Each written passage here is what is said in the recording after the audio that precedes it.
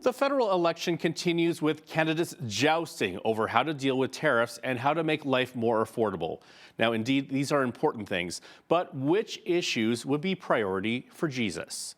Should voters perhaps make some of the moral issues priority? And to what degree should Christians get involved in this election?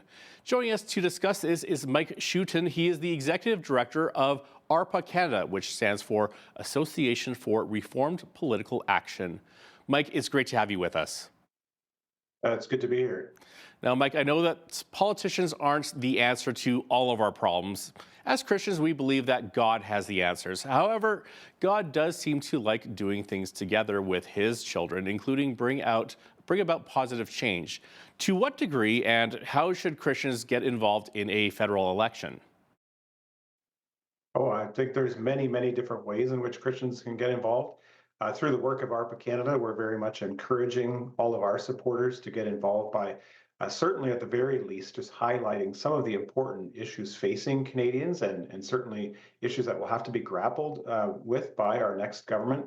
But I think even more importantly, we're just really encouraging everyone to recognize that God has placed governments over us, Romans 13, for our good. It's our duty to respect and submit to them, but it's also our duty to be a salt and a light to them. And during an election campaign is prime time for that.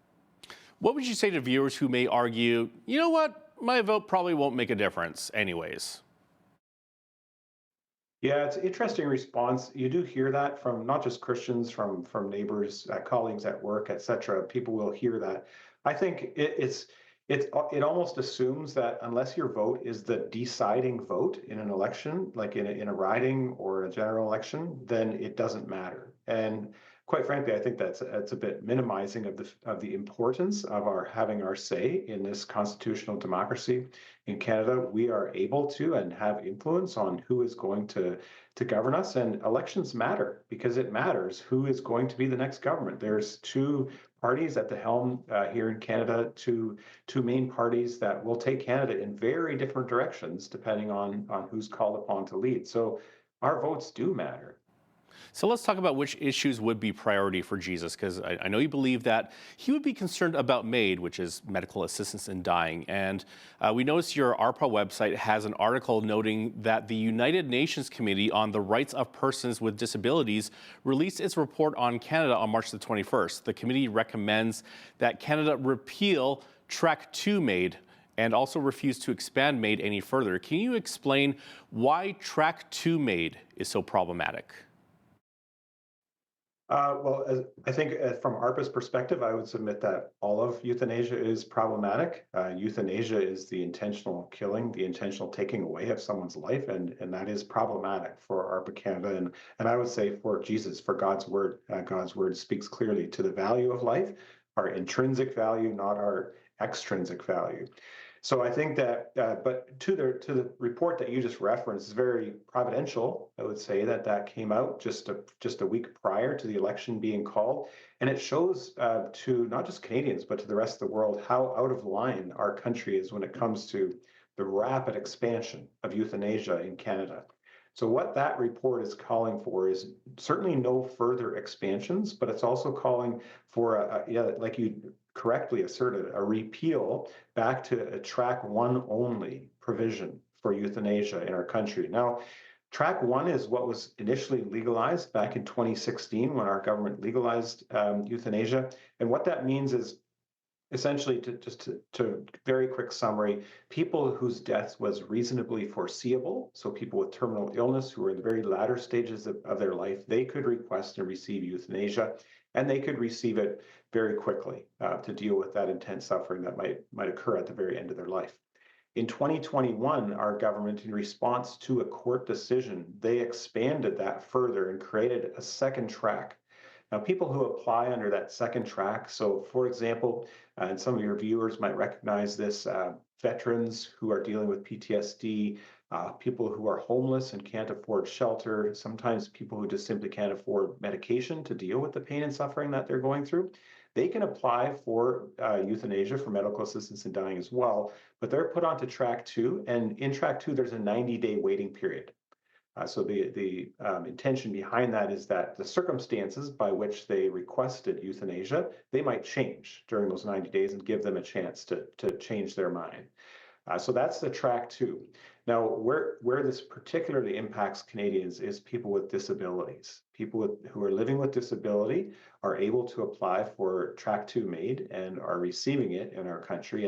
And the United Nations committee that you referenced, it's very, very concerned with the reality that in Canada, able-bodied Canadians are protected by the law. So if they're suicidal, they get suicide prevention.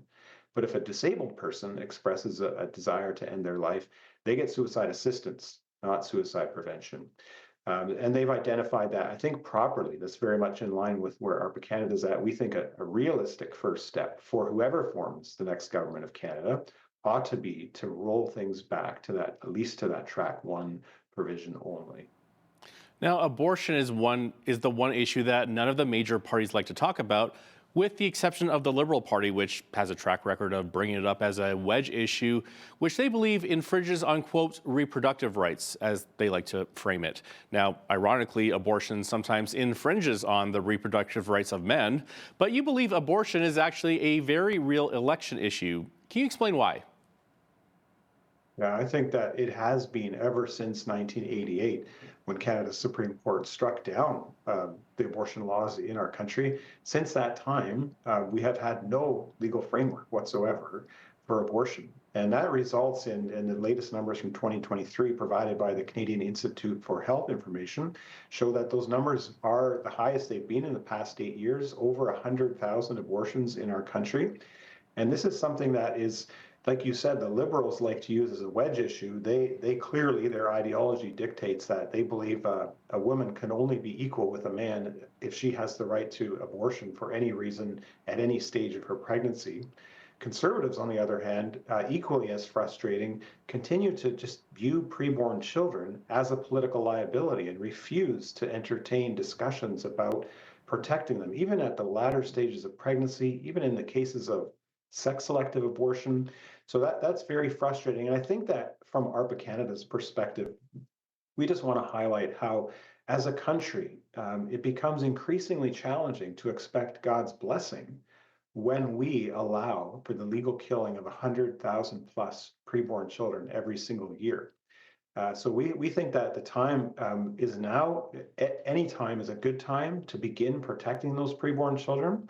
And we're going to continue advocating on their behalf because, as you and your viewers know, preborn children can't advocate on their own behalf. So is there anything viewers can do to bring the abortion issue to politicians and voters to get their attention as to how significant this issue is? Yeah, so that's a great question. ARPA Canada has a special webpage devoted to this election, and we highlight 5 issues there, of which euthanasia and abortion are 2 of them. And we're really encouraging people to understand that most of what we're hearing from the mainstream media, from the candidates, from the party leaders, is going to be things like what you started this broadcast off with, talking with tariffs, about Trump, about the economy.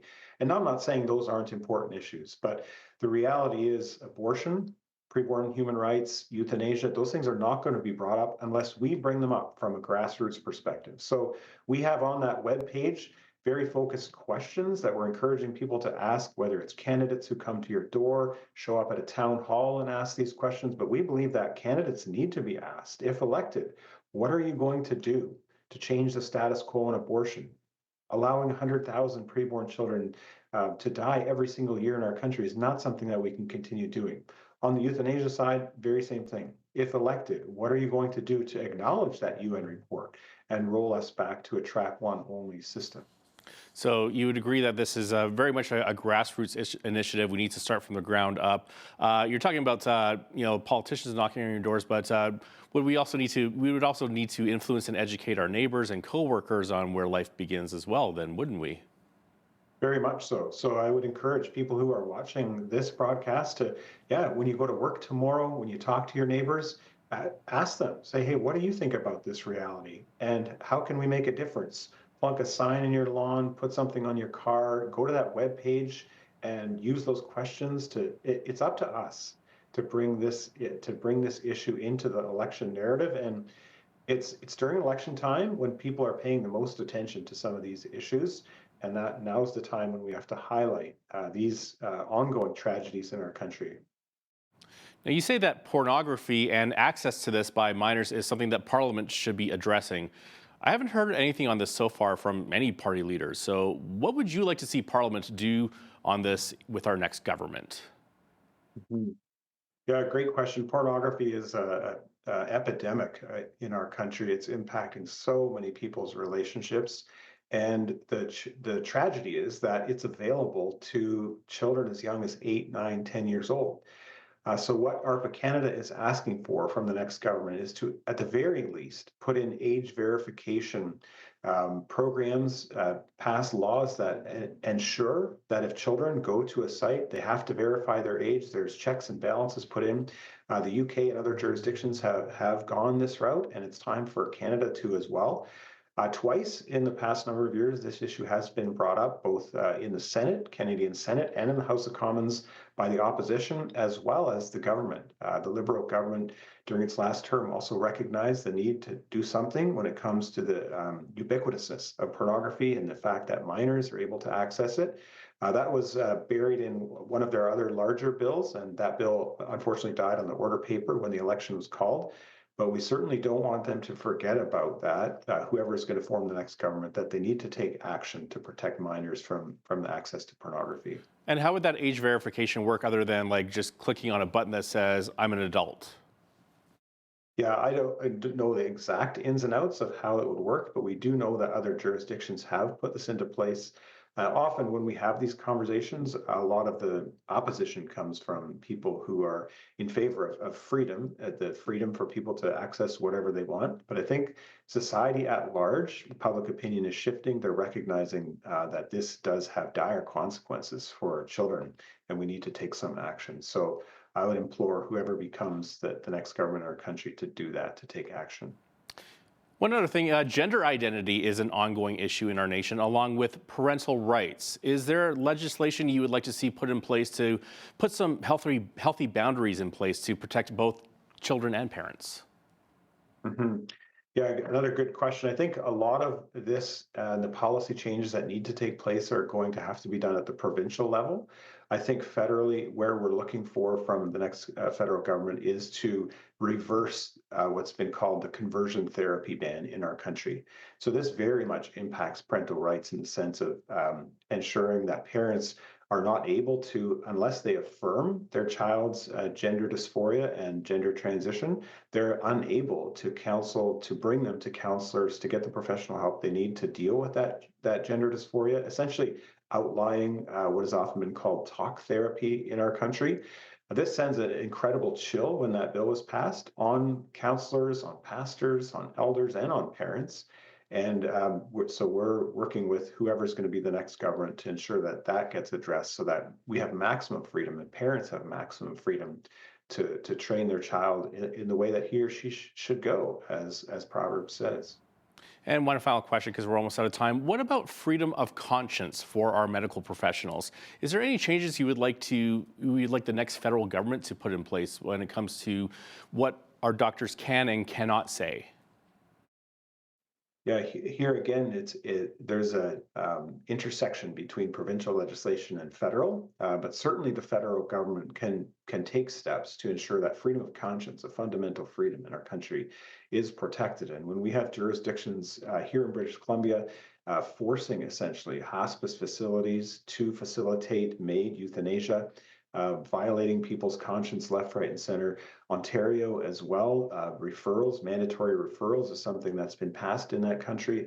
That is not only impacting people and them having to violate their own conscience, but people who are unwilling to do that are exiting out of those healthcare systems. And everybody who's been following the healthcare debate in our country knows we need those people in our healthcare systems to care for those who need the care. Mike Schouten is the Executive Director of ARPA Canada. Mike, thank you so much for your time today. I really appreciate the discussion. I'm Naveen Day. On behalf of all of us here at Bridge City News, thanks for watching.